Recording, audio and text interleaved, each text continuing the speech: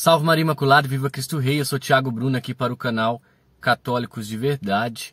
Hoje, escutando a homilia do Padre Zé Augusto, ele foi muito inteligente, prudente, para falar a respeito de uma coisa que pouco tem se falado na igreja, que é a nossa condenação ao inferno. Ele mesmo citou na homilia que ele conversa com padres e tem padres que dizem que não querem falar mais do inferno, mas sim falar da misericórdia de Deus. Então, antes de deixar o trecho da homilia que eu separei aqui, fiz o corte, achei importante para colocar aqui no nosso canal, eu quero tratar essa questão para falar o que a igreja diz a respeito, o que a igreja ensina a respeito do inferno. Às vezes a gente acha que a doutrina católica mudou, mas não mudou não. A igreja é clara quando ela trata do assunto inferno.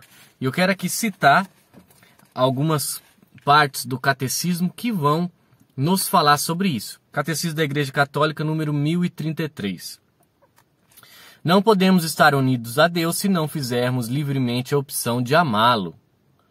Mas não podemos amar a Deus se pecarmos gravemente contra Ele, contra o nosso próximo ou contra nós mesmos. Nosso Senhor adverte-nos que seremos separados dele se deixarmos de ir ao encontro das necessidades graves dos pobres, dos pequenos, que são seus irmãos. Morrer em pecado mortal sem ter se arrependido dele, sem acolher o amor misericordioso de Deus, significa ficar separado do Todo-Poderoso para sempre, por nossa própria opção livre. E é esse estado de autoexclusão definitiva da comunhão com Deus e com os bem-aventurados que se designa com a palavra inferno. Então isso que é o inferno, está separado de Deus por livre opção, porque assim nós o quisemos, nós não nos arrependemos e quisemos isso.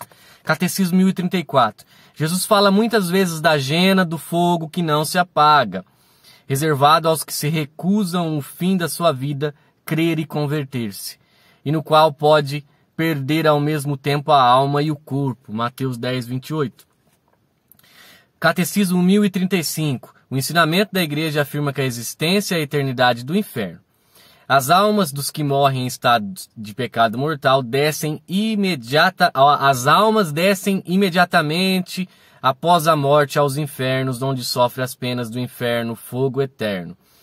A pena principal do inferno consiste na separação eterna de Deus, o único em quem um homem pode ter a vida e a felicidade para quais foi criados e as quais aspira. Ou seja, existe o julgamento final, que Jesus voltará para julgar os vivos e os mortos.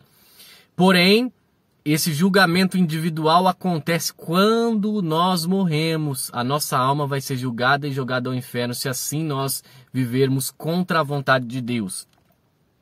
As afirmações da Sagrada Escritura e os ensinamentos da Igreja acerca do inferno são um chamado à responsabilidade com qual o homem deve usar de sua liberdade em vista do seu destino eterno. Catecismo 1037. Deus não predestina ninguém ao inferno. Para isso é preciso uma aversão voluntária a Deus. Para isso é preciso uma aversão voluntária a Deus, um pecado mortal, e persistir nela até o fim. Seguindo o exemplo de Cristo, a Igreja adverte os fiéis acerca da triste e lamentável realidade da morte eterna, denominada também de inferno. Então, 5 parágrafos do Catecismo da Igreja Católica que nos alerta a respeito da condenação e do inferno. A Igreja não mudou o que ela ensina a respeito disso. O que mudou são as pessoas que, por uma pregação mais light, mais aceitável aos ouvidos, desistiram de falar disso. Mas eu quero citar também uma coisa que Santa Faustina vai dizer aqui no Diário da Divina Misericórdia, que ela fala do purgatório. E é um testemunho muito brilhante que nós temos que falar. Como eu dizia, é muito importante que as pessoas saibam a respeito dessa realidade.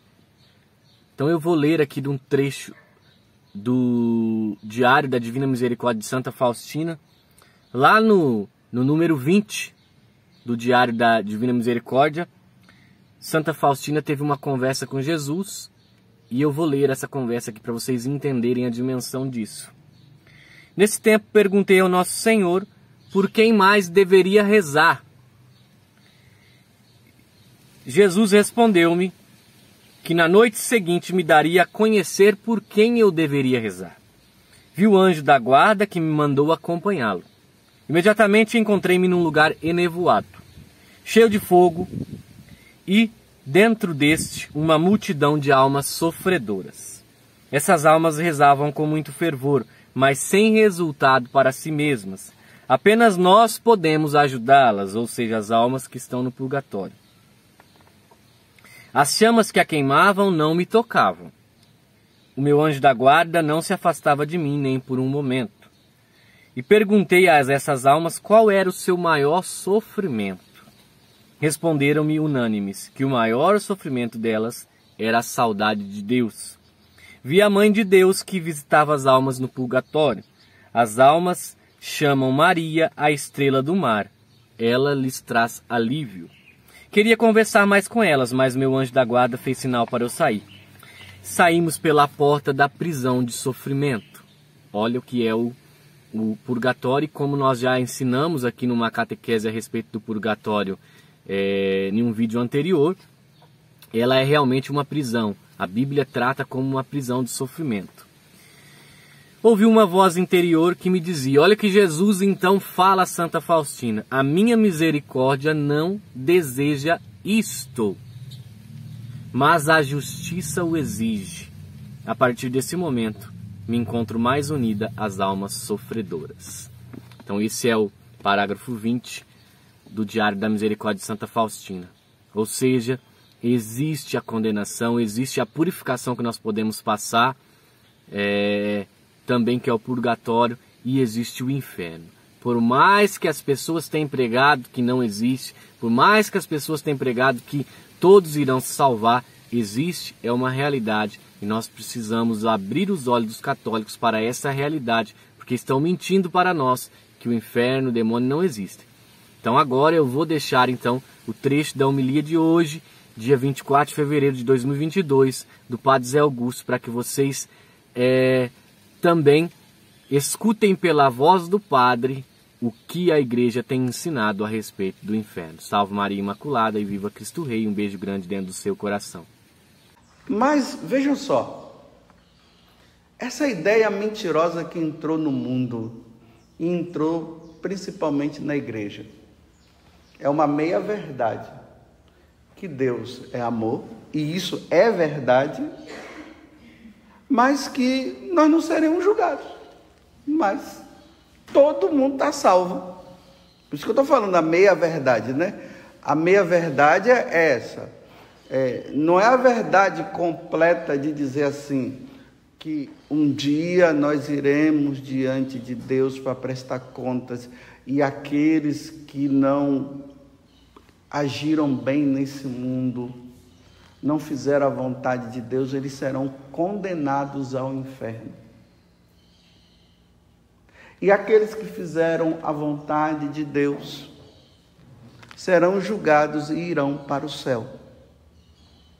A mentira que se entrou é essa: todos estão salvos. Essa é a mentira. Que não há mais o inferno, porque Deus é amor. Porque Deus é misericórdia. Mas veja só, realmente, se nós formos analisar por uma questão simplesmente humana, realmente não dá para entender realmente Deus, que é sumamente bom, que Ele é amor, que Ele é misericórdia, sim, que Ele quer o bem para os seus filhos. Admitir isso, que um dia aqueles que não fizeram a vontade dele nesse mundo serão condenados ao inferno, realmente na cabeça de formiguinha. Tem muita gente aí com cabeça de formiga, ou de elefante, sei lá, que é melhor se esconder numa mentira e acreditar mais nisso, todos seremos salvos. Pronto. Então, se todos nós seremos salvos, meus irmãos, não precisa lutar, não.